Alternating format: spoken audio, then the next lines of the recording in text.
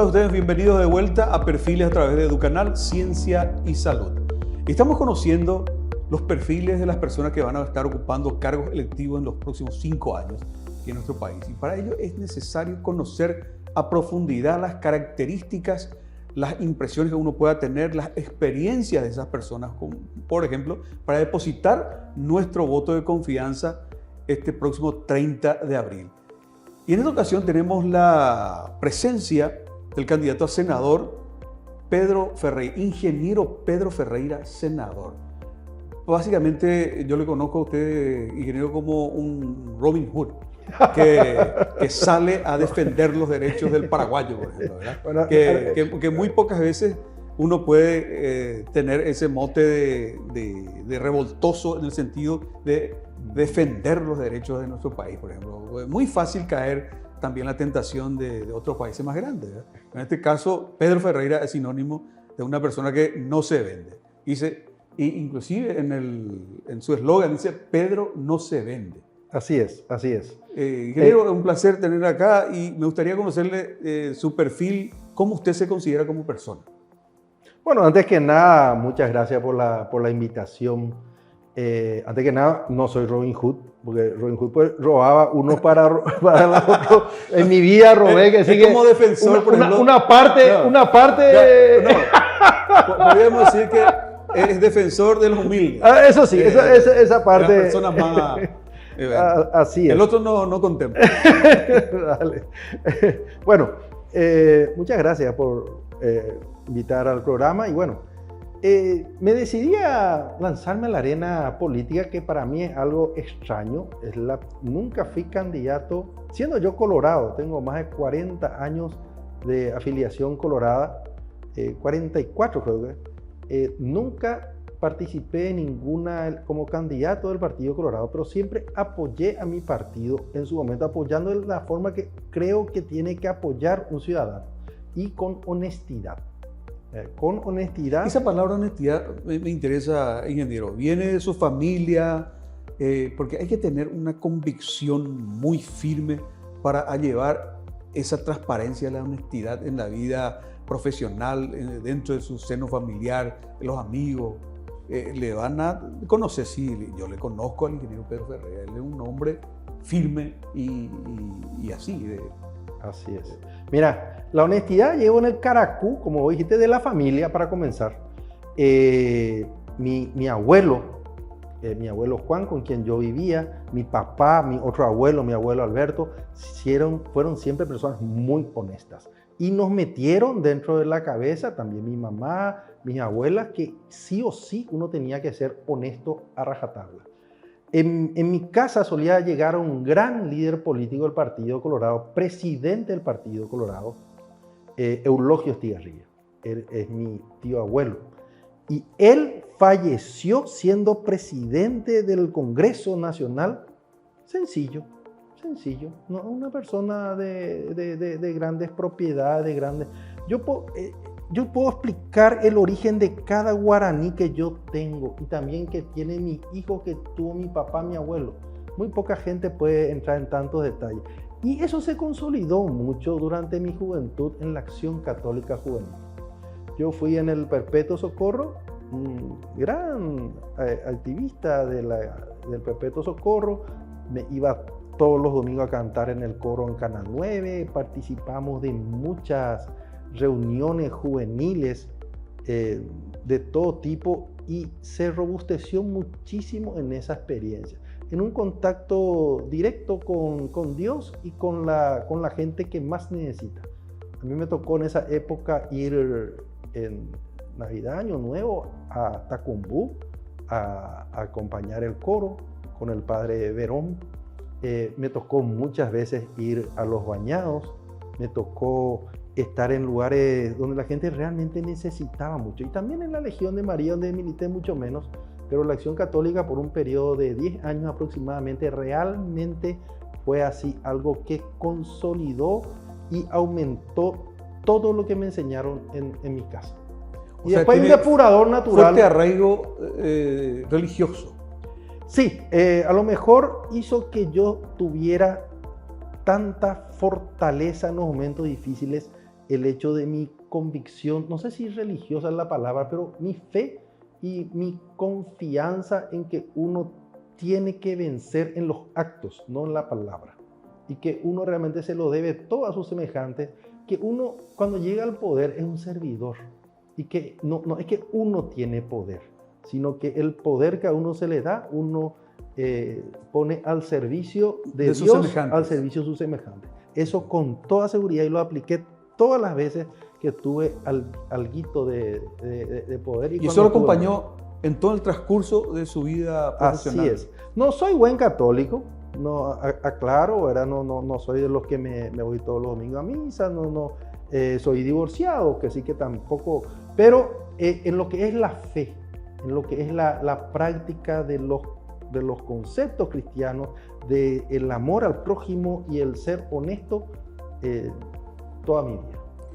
Ingeniero, a usted lo definen como una figura que tuvo mucho protagonismo en el Instituto de Previsión Social. Sí. IPS, luego la ANDE, estuvo siempre en los momentos más álgidos en cuanto a negociaciones de la venta de energía a Brasil. En fin, fue prácticamente el clavo en el zapato de muchos políticos que no le deseaban que usted estuviese más tirando hacia el propio Paraguay que por otros intereses. Esa es la percepción prácticamente que tiene la ciudadanía en cuanto a su persona. Y desde siempre, vamos a decir así, mucho antes de ocupar un cargo, yo milité, por ejemplo, en la Unión de Ingenieros de la ANDE. En ese carácter hemos realizado huelgas a nivel nacional en época de Guasmosi. Prácticamente peleé o discutí con toditos los presidentes de la República. Me granjeé todo tipo de enemigos o de personas que eventualmente les molesté. Pero la gente dice valentía, esa determinación es porque uno está tranquilo con uno mismo. Y a veces nomás eso lleva sufrimiento a la familia, claro, y a veces a los amigos, y uno tiene que como se dice acá en nuestro país normalmente, persecución política. Sí, no sé si persecución política. Te doy un caso. Le estaba yo combatiendo a la corrupción dentro del IPS y un día me llega un mensaje. Me dice: te quiero avisar, ingeniero, que esta tarde le vamos a pegar a tu mamá a la hora que sale del Perpetuo Socorro. Porque mamá iba todas las tardes al Perpetuo Socorro a escuchar misa. Y después otras veces a tus hijos frente al colegio. O sea, y ese no es una persecución política, era la corrupción que se sentía de alguna manera atacada, a veces vencida, que es una experiencia que yo tengo. Poca gente en el Paraguay puede decir, le vencí a la corrupción. Yo le vencí a la corrupción. No siempre, pero las veces que pude agarrarle, le agarré y le derroté, a veces en forma permanente y otras veces cuando yo salí del cargo volvieron a las andanzas. Pero, y eso quiero poner a consideración de la ciudadanía, porque ahora quisiera hacer eso en un nivel más amplio desde el Senado de la Nación. Yo creo que es muy importante esta entrevista porque de esta manera la ciudadanía va a tener una determinación propia a quién votar, porque hay muchísimos candidatos. Vamos a tener en cuenta que hay muchos candidatos, pero son pocos los que tienen una capacidad y que le conocemos que siempre sale a favor de un país, los derechos de que podamos tener mejor producción en la venta de nuestra energía, en fin, de todo un poco, ¿verdad? Porque ahí están los otros que prometen el oro y el moro, como se dice, pero cuando llegan a ocupar ese cargo como parlamentario, prácticamente se olvida de todo lo que ha prometido en su momento. Como dice normalmente, cuando uno sale a hacer su recorrido por los barrios, te digo en guaraní, ingeniero, me yuina ko anga haupei, upei ya chavita mala da peyuita ma a ver ni ahora saluda, haros no ni mucho menos, ¿verdad? ¿No? Y eso es lo que siempre ocurre, ¿verdad? Pero usted se define como es la primera vez que se está lanzando a la arena política y eso también puede ser que sea una opción válida.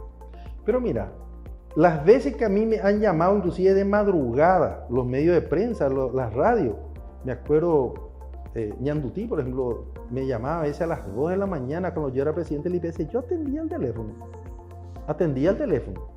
Yo casi no dormí 4 años y medio. Pero ese sacrificio que hice tenía un sentido, ¿verdad? Un sentido en parte de compromiso, no sé si decir cristiano, y de otro también un compromiso ciudadano, ¿verdad? Es una oportunidad, y cuando se te da una oportunidad y tenés viento a favor en el Paraguay, vos tenés que irte rápido, rápido, porque si no, dudás y perdiste el momento. Bien. Y en el IPS, que fue un cargo muy trascendente, yo había hecho un pacto con el presidente de la República, Nicanor Duarte Frutos. Y el pacto era así: cero corrupción, cero yo, cero vos y cero nadie, cero, ni para vos ni para nadie. Y yo me planté eso durante todo el tiempo que estuve como presidente del IPS. No solamente, le dije en la primera entrevista, porque es muy importante, al que vaya a tener un cargo alguna vez y le ofrecen así un cargo, hay que ser muy claro. Yo le dije más o menos la siguiente palabra: estamos hablando de la corrupción, de esto y de aquello, porque él me dijo, che, qué bien que ganaste en tal seccional, fuiste el que más votos tuvo para mi candidatura, me dijo Nicanor.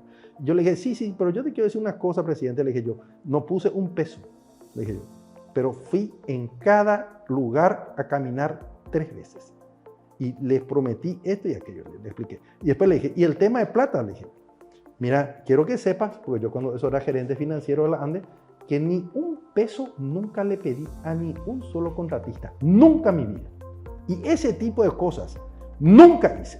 No quiero aprender a hacer, nunca voy a hacer, nunca voy a permitir que nadie haga.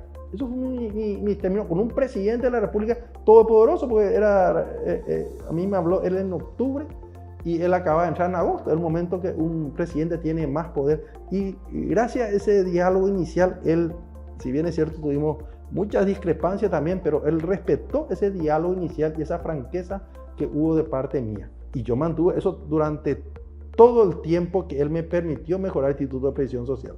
Y fíjate lo que ocurrió. En 4 años y medio, nosotros le derrotamos a la corrupción. Había como 7 roscas a la corrupción. 5 le derrotamos. 4 de ellas en forma permanente. Otra volvió. Aparte de eso, de un IPS como está ahora mismo también, con faltante medicamento, con malos servicios, volvimos con 100% cobertura de medicamentos. Ni un medicamento faltante durante todo el año 2007. Que la gente se acuerde, 2006 todavía había así 10 faltantes de medicamentos de los 300 y pico, pero ya estaba mucho mejor que nunca. Y todo eso se logró con encima un superávit en el Fondo de Salud que nunca más se consiguió. 20 millones de dólares sobró en el 2007, el año en que mejor cobertura tuvo el asegurado de IPS. Significa que con el modelo, si se usa la honestidad, se usa bien el dinero, entonces uno logra lo que en el año 2003 se compraba a 100 millones de guaraníes, por decir así un número, 100 millones. Nosotros en el 2007 ya compramos a 22, 23 millones nomás. 4 veces más barato, con toda la inflación, pero 4 veces más barato. Y eso es porque los proveedores del IPS también sabían que le pagamos a tiempo. Ellos entregaban su producto el día 1 y el día 20, el día 30 más tarde ya tenía su platita, no tenía que llamarle a nadie, no tenía que pagar ni un gestor. La gente sabía y reconocía que había como una estructura honesta, porque uno no hace esto sin una gran cantidad de colaboradores, de un equipo que te acompaña con los ¿Vos mismos... llevaste tu equipo propio, ingeniero? Inicialmente me ayudó muchísimo la gente de la ANDE. En el momento cero, yo era gerente financiero de la ANDE. Salgo de gerente financiero, me voy llegando al IPS y llevé 40 funcionarios de la ANDE. De primer nivel, gente de carrera, que por amor a su país se fueron y me cubrieron las primeras semanas. En un mes ya había 20 nomás. En un año ya quedaban 5. Pero en el primer momento hay mucho Paco Apiré, como se dice. Claro, vos te estás entrando. Entonces yo necesitaba a alguien que me advierta. Fangoso. Claro, no, era el promedio de vida de un presidente era 7 meses. De presidente del IPS. O sea, la gente decía, si esto no me da, voy a hablar nomás ya con el siguiente. Así era más o menos el diálogo con la gente. Y la gente creía que te iba a vencer. ya sea porque te iba a corromper o porque te iba a conseguir que se te saque. Ese era un poco la temática. Perfecto. Y eso logramos con un equipo que al comienzo me cubrió de los Paco Apiré, como se dice, y después fui trayendo mucha gente buena, estudiantes de ingeniería, ingenieros, máster en administración de empresas que habían sido mis compañeros en la maestría, mucha gente de la Acción Católica, mal contado te diría 10 personas de la Acción Católica o 20 a lo mejor, gente pura, gente sin ningún tipo de pecado ni gana de pecar, y también empecé a hacer concursos. En esa época todavía no era obligatorio el concurso. Yo lo primero que hice en diciembre ya fue 40 cargos concursé para el área de jubilación, pues yo le quería romper a la Roja Jubilación. Y muy interesante, ingeniero, tu experiencia, porque eso es lo que cuenta. Porque si vamos a hablar de propuestas, hay muchísimas propuestas que necesita este país para que vivamos mucho mejor, ¿verdad? Pero en ese sentido, en el siguiente bloque me gustaría seguir desarrollando más acerca de cómo, seguramente usted tiene la fórmula de cómo vencer a la corrupción, porque eso es lo que más está golpeando a todos los paraguayos, y por ello tenemos una división muy grande entre la pobreza extrema, entre la gente que debería alcanzarle los beneficios, no le está alcanzando porque unos pocos llevan todo a su bolsillo, diríamos. La tecla a la vuelta. A la tecla a la vuelta.